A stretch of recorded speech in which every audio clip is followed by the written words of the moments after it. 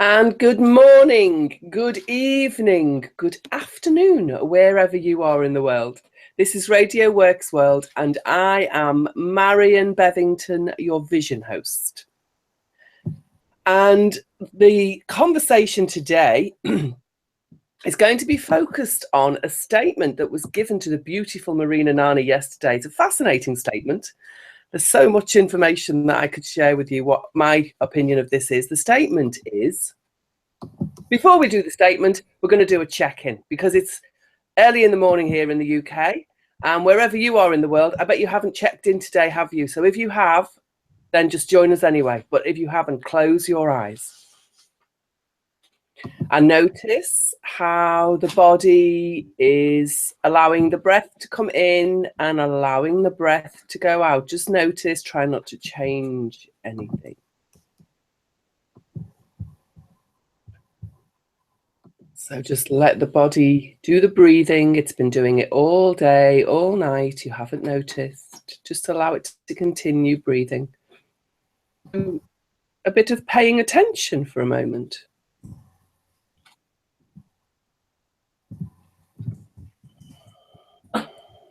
Oh, that was nice. I just did a big sigh because my body was like, I've been waiting for you to look at me. Okay. Just a few more gentle breaths. Allow the body to breathe.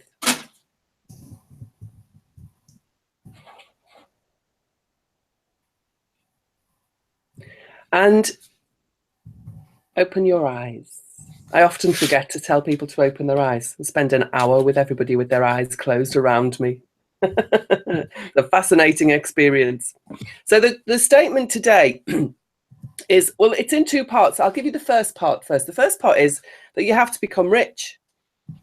Now that's got lots of connotations in there, hasn't it? Because rich can mean rich in time, rich food, rich tastes. It can be lots of money. There's all sorts of ideas behind this word rich. Now, I know that most of us have very rich lives, that there's a lot happening.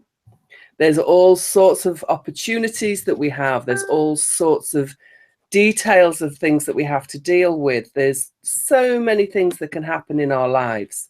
And just the fact that there's a lot of things happening in the dictionary definition, that makes us rich. Because rich just means lots of content. And yet when we talk about rich with our language, we use the idea of lots of money. And that's not always the case because, you know, food can be rich, which can mean it can have a lot of spices, or it can be very heavily flavored. And so when we think about this word rich, there's lots of different ways that we can use it. But then when this statement was said, you have to become rich. Well, I think we all already are. So I disagree with that first statement. But the second part of the statement is fascinating. The second part of the statement is we have to be rich in order to help the poor. Well, that's thrown up so many ideas in my mind about, firstly, if I believed I was here to only help others, then does that mean I don't have to help myself? So am I becoming rich so I can be a martyr?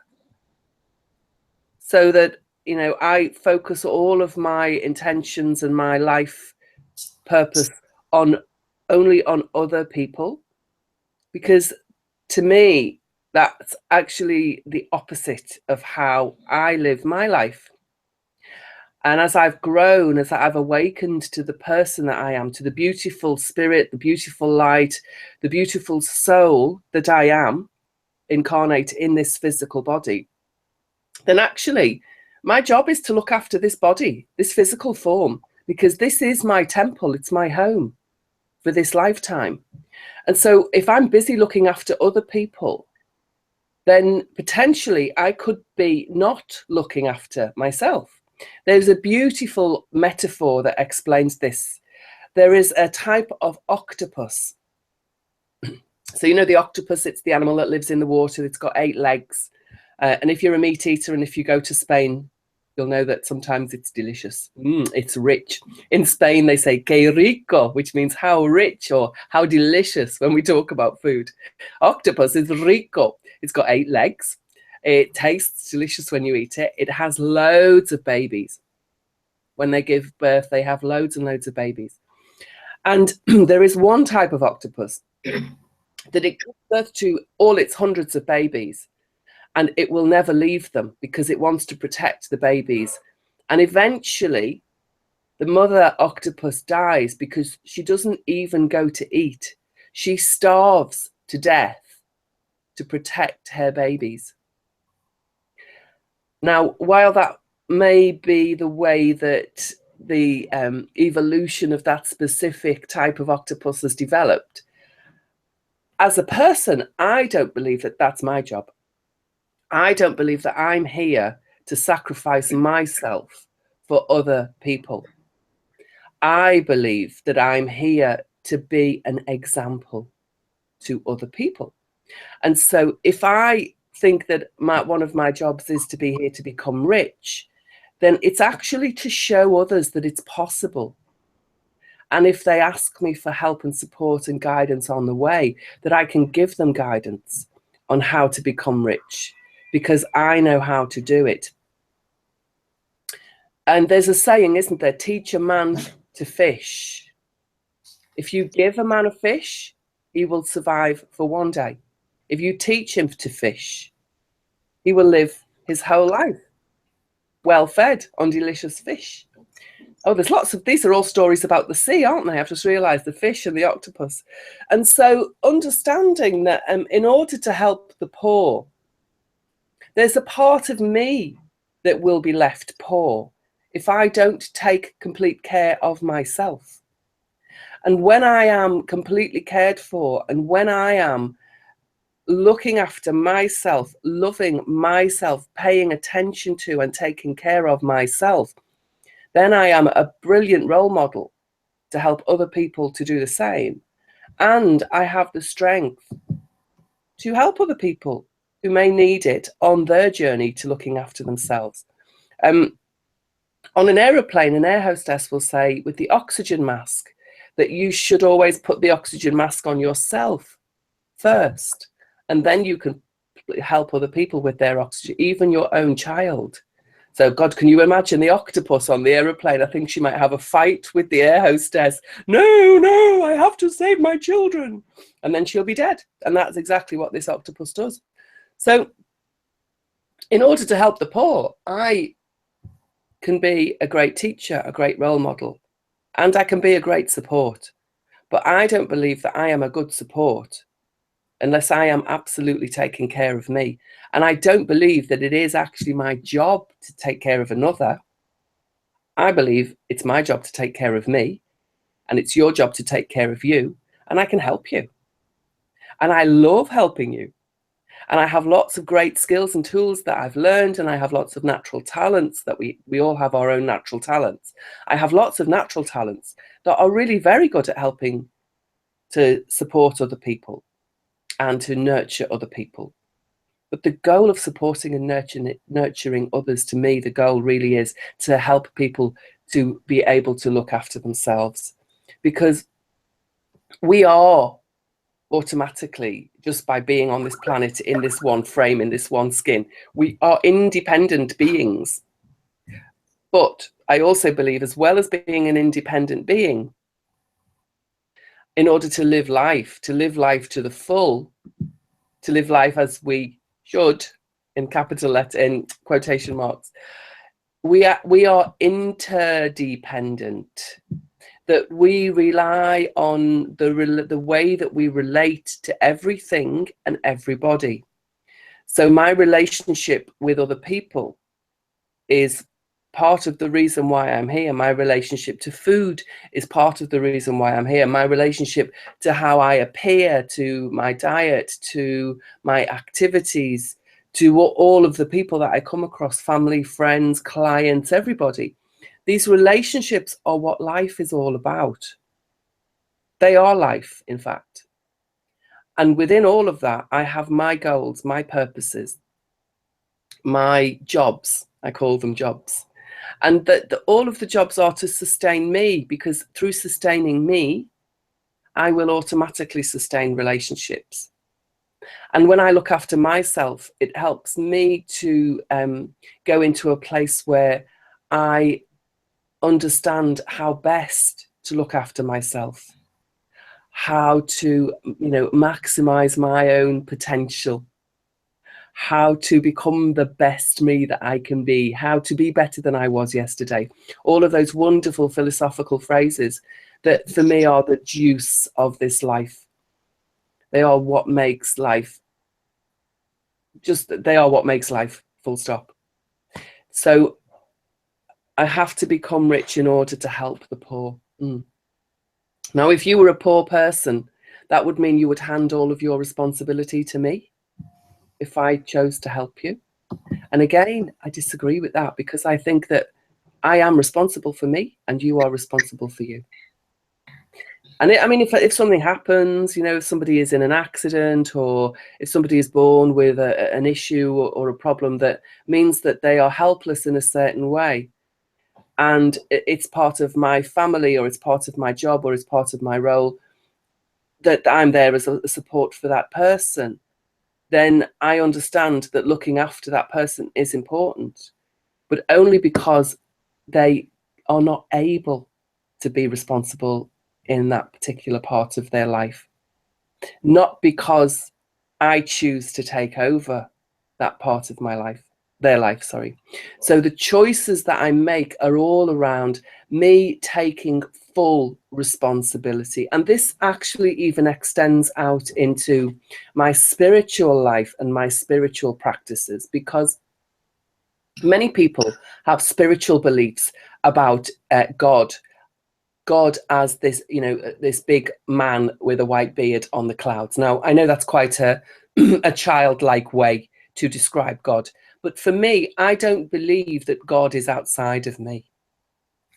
I believe I am God, and everything is a part of God, but I am a part of God, and I am as important as everybody and everything. Now, there are certain religious groups, and they'll have a leader, and they perceive the leader of that group to be more important than themselves. I absolutely disagree with that. This is only my personal opinion. And I believe everybody is entitled to their own opinion.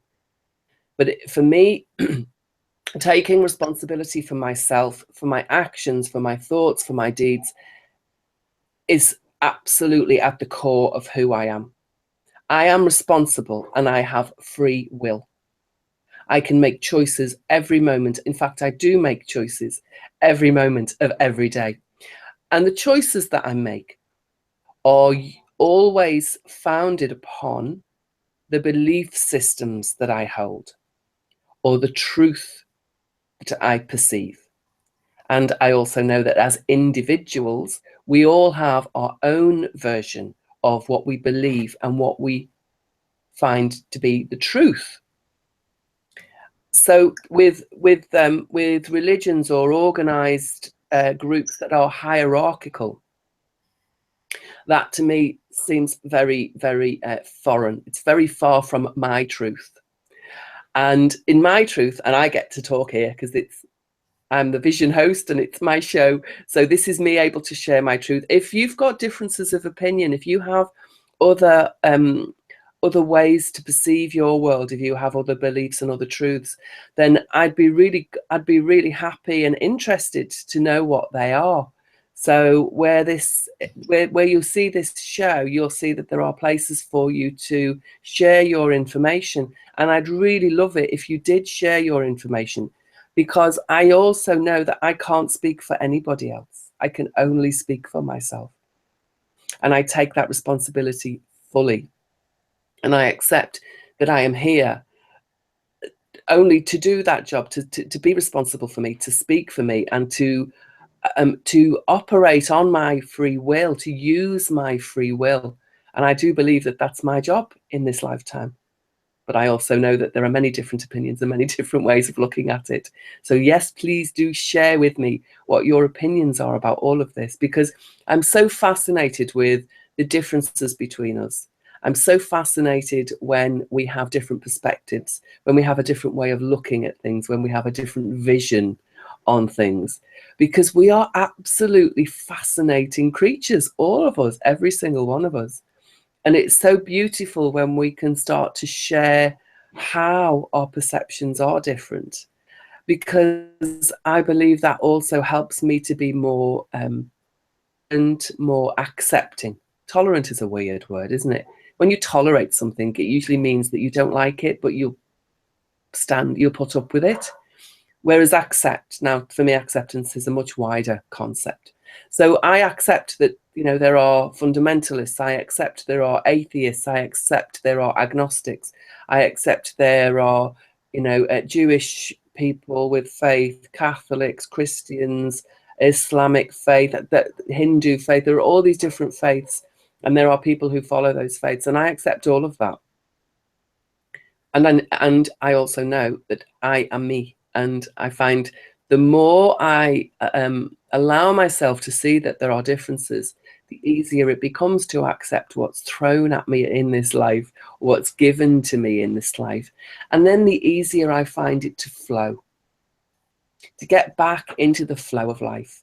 And when we're in flow with our own life, when we're in acceptance with what's around us, when we begin to reduce judgment, then life really starts to get easier and more fun. We do sometimes come across opportunities or situations that are very challenging, but even in a big challenging situation, there is a place of flow that we can find.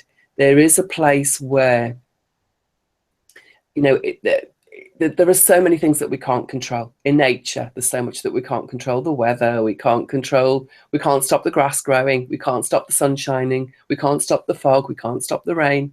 I mean, some groups think that we can, yeah? Like in some tribal groups in America, they say that you can do a rain dance. So, and maybe that's true. I don't know. It's not been my experience, so I don't know. But I accept that that's their belief system. And I don't judge it to be wrong.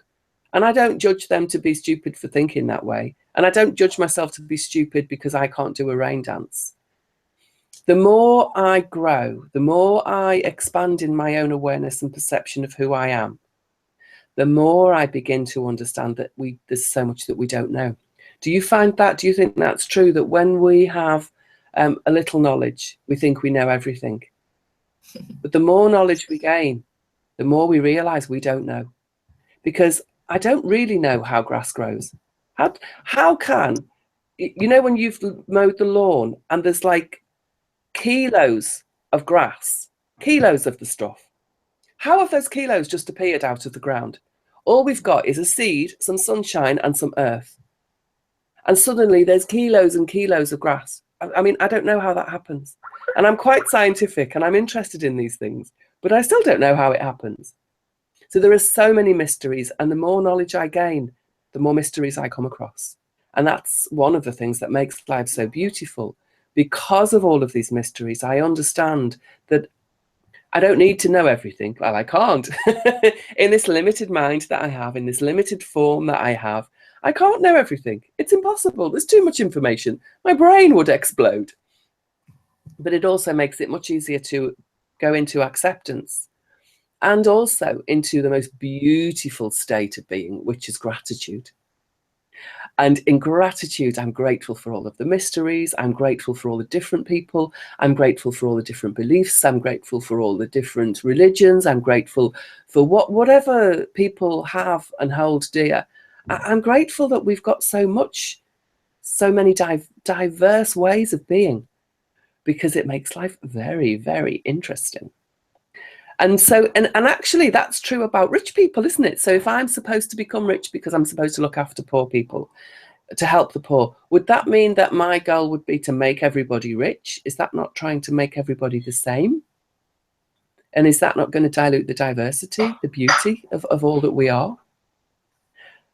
And also, I understand that I've traveled a lot, and I've traveled to many, many third world countries. I prefer traveling with a small backpack and visiting families and staying in places where actually the less they have, the more love you usually find. Definitely the more connection you find. And especially in today's life, wow, you know, we're so connected to our phone or to our computer or to some technology. You know, how often do you see people in England, where I am, just walking around looking at their phone? It's like an epidemic. There's an epidemic of connection to this piece of metal, when actually, you know, the juice of life, the beauty of life is the relationships that we've got, as I said before.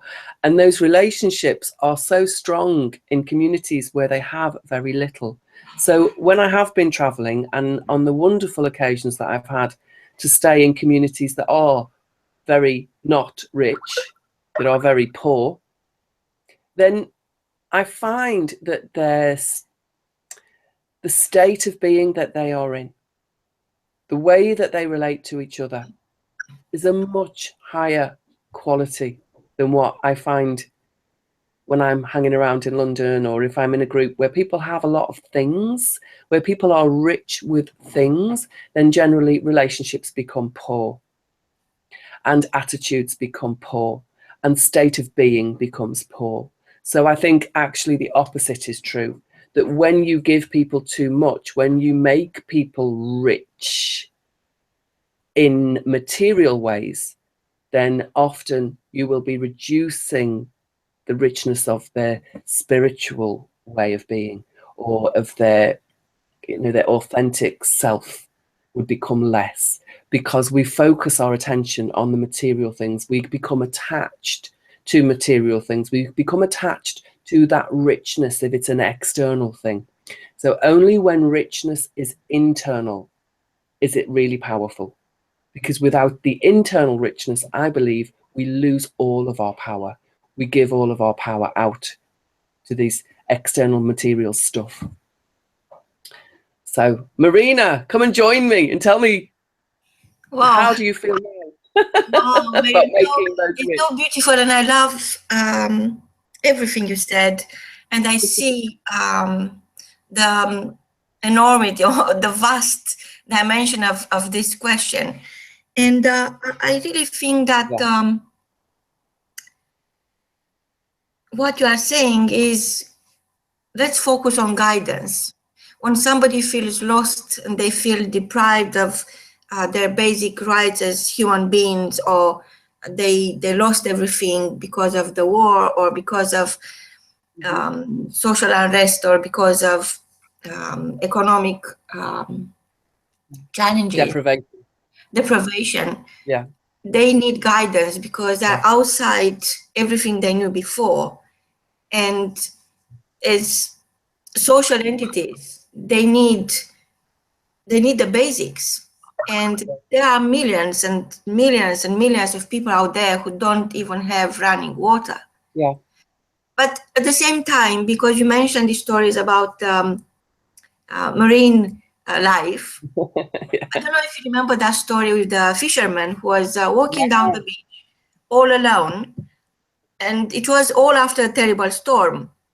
And while he was walking, looking at the devastations the storm left behind, he stumbled into starfishes, but there were thousands and thousands of them, and they were dying on the beach.